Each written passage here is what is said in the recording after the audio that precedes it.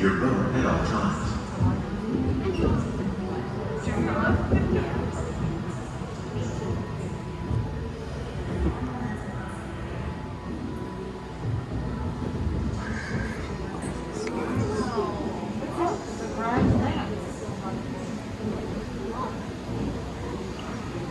Welcome to our living laboratory, where scientists from Epcot and the U.S. Department of Agriculture are exploring innovative ways to produce bountiful harvests now and into the future.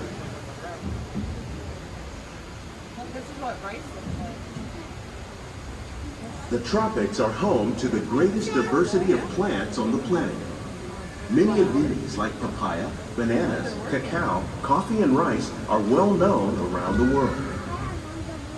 These are just a few of the edible plants that have been an important source of nutrition for people living in the tropics. Many are rich in vitamins and minerals, while others are well adapted to growing in less than ideal conditions. Some, like the water lily, thrive in wet, swampy areas and waterways. All parts of this plant, even the flower petals, are edible. The starchy root of the plant has long been used to make flour for baking.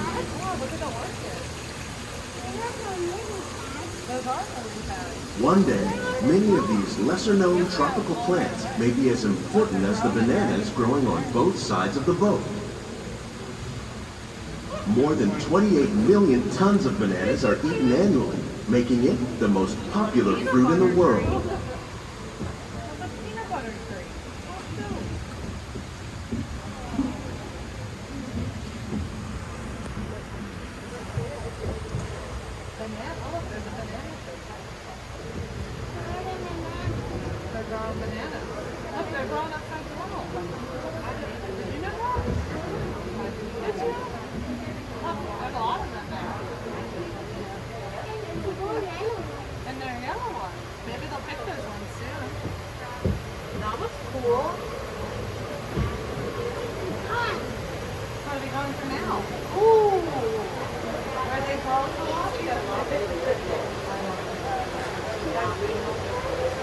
When we mention farming, you probably don't think of fish, but fish farming, or aquaculture, accounts for nearly half of all the seafood consumed globally.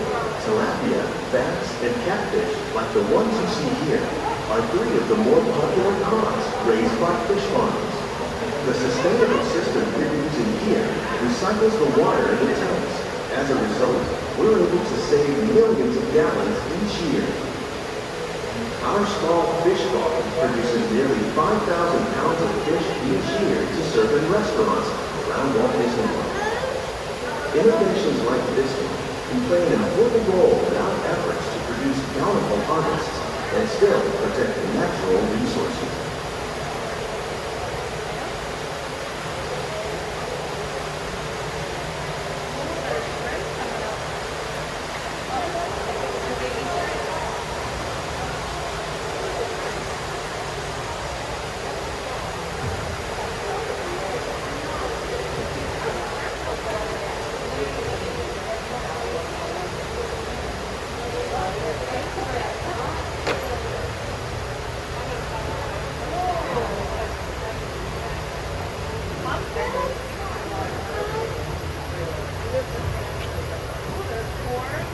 While there are more than 50,000 edible plant species in the world, most of us are only familiar with the handful that make up our everyday diet. The common grains grown here, wheat, maize, sorghum, and millet, plus rice, account for nearly 2/3 of our global food consumption.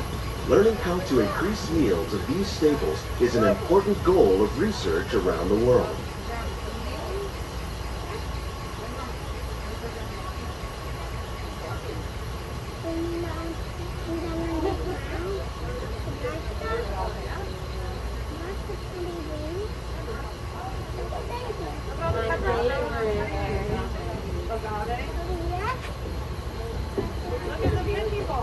These plants are definitely on their way up. Innovative growing techniques like these increase yields while more efficiently using resources like water, fertilizer, and pesticides. Another innovation at work here is our integrated pest management program.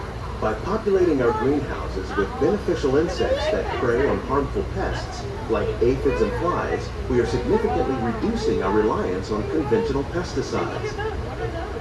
We're growing these crops using our nutrient film system. This technique precisely controls and recycles water and nutrients. With it, we can produce over 27,000 heads of lettuce a year in this one small area. We're growing lettuce for salads.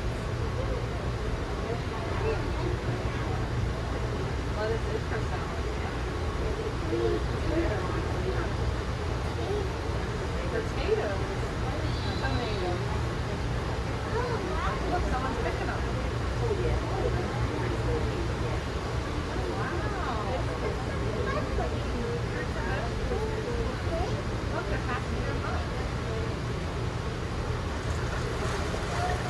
Some of our best ideas have been inspired by nature, like these fruit and vegetable trees.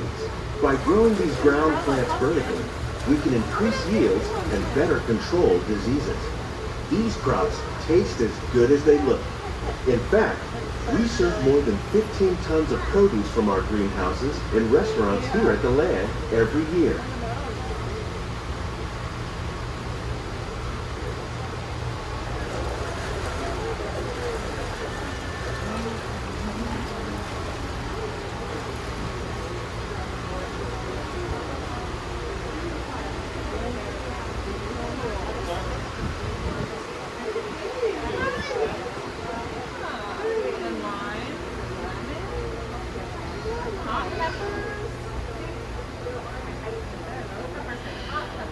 The future of agriculture may include innovative ideas like this vertical growing system.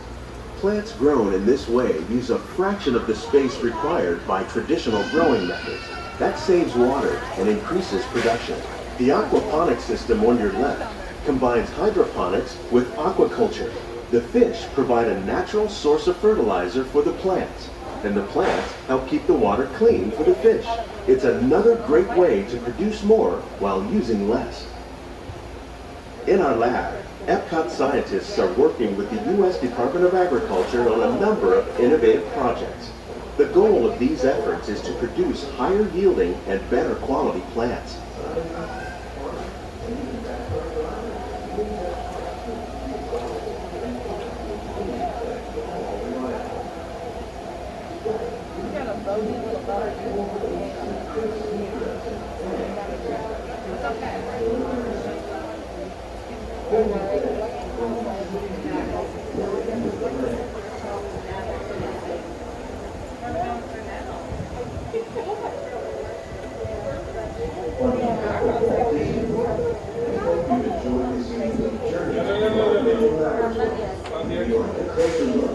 Check out the behind the scenes walking tour.